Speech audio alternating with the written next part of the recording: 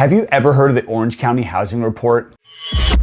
If you're a data geek like me, you're gonna wanna know more about this report, especially in our current market where inventory is growing, rates are insanely volatile, and demand is slowing in certain months and growing in others. This report comes out every 2 weeks, and if you know anything about the real estate market, you know it's insanely dynamic. Every month creates change. Each year brings new certainties and uncertainties, which is why if you're the type of buyer or seller that really wants to time the market perfectly, which we all know is impossible, you want this report. I'm here to tell you, as a member of my inner circle, I got you, and I pay for this report every month so I can share it with you if you want it. So if you ask me for it, what type of information can you expect to get? Well, for starters, it's about 13 pages and it's very comprehensive. The report always starts off with a metaphorical story that relates the current market to a life experience so that it's super relatable.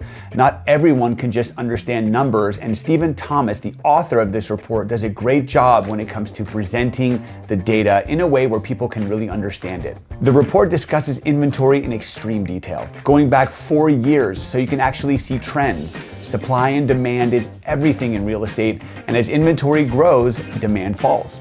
In fact, the newest report shows that inventory is around 3,700 homes in Orange County today, and it compares it to the peak of the last 4 years, which was 4,000 homes back in August of 2022. This is great information whether you're a buyer or a seller. Stephen Thomas goes into expected market time year over year, so you as the consumer can see how long it's taking for homes to sell. This is a huge indication of the speed of the market. For example, in May of this year, homes were selling on average in 42 days. Today, homes are taking on average 80 days. That's almost double. So if you're a seller considering selling in our current market, knowing this information helps you understand realistic timelines that you'd be dealing with if your experience was average. And that's where somebody like me comes into play. A great agent can help you understand how you can strategically improve your chances of selling faster in markets like this by doing certain things that the average agent may not consider, such as home preparation or aggressive pricing strategies. Another category on this report goes into historical demand. How many homes are selling each month? And why is this information actually helpful? Well, it gives you the ability to consider the absorption rate. This is how many months of inventory we have if no new homes were listed. How long would it take to wipe out the current inventory based on how fast homes are selling? For example, last month demand was 1,470 homes. This month, demand is 1,413 homes. That's how many homes are selling each month. The number is dropping because less homes are selling. On the flip side, inventory is growing, so the delta between the two is expanding. So if we have 3,700 homes available today and homes are selling at 1,400 on average per month, that means we have in 2.6 months, we'd have no homes available for sale. Now, back in the peak, 2021, 2022, we had less than 1 month worth of inventory.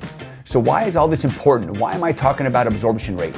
Well, it helps us understand if we're in a buyer's market or a seller's market. A normal market is where we have about 4 to 6 months worth of inventory. Anything less than 4 months is a seller's market. Anything greater than 6 months is a buyer's market. So we're currently at 2.61 months of inventory and we're growing. We're getting closer to that 4-month mark, which means we're heading towards a more balanced market, which means we're moving away from an aggressive seller's market. So do you think this information is helpful if you were thinking about buying or selling? Stephen breaks these numbers down for every county, each city, and even different price ranges. So it goes a lot deeper than even what I'm talking about today. So at the end of the day, this report breaks down dozens of factors and really feeds the analytical consumer. So if you want to talk about this report with me, if you want a free copy of the report, leave a comment below or send me a text message or a DM or send me an email and I'll make sure I get it to you. So you guys, thanks for sticking with me today on this market update, on the analysis of what the housing report is.